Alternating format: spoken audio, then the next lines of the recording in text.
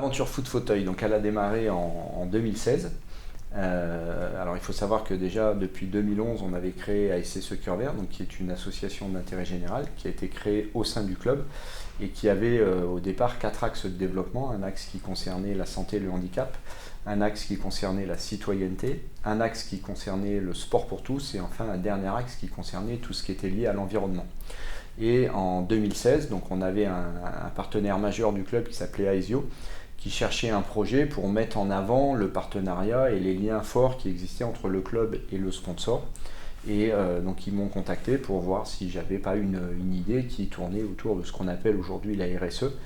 Donc on a échangé et moi j'ai été en contact en parallèle avec 2 jeunes qui étaient porteurs de handicap et qui rêvaient de faire du foot fauteuil un jour à l'Est Saint-Étienne.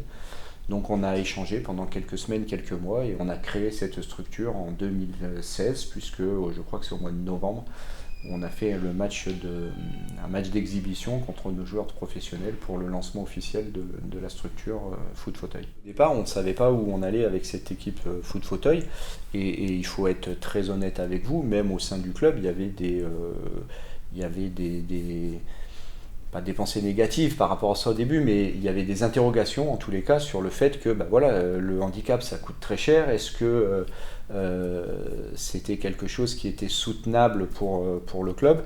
Et en fait moi très vite j'ai réussi à faire comprendre aux dirigeants que c'était pas quelque chose qui allait coûter de l'argent, mais au contraire ça allait apporter de la sympathie et ça allait générer de nouveaux partenaires qui viendraient spécifiquement pour le foot fauteuil. Ça donne du sens au partenariat que les entreprises elles peuvent avoir avec le club.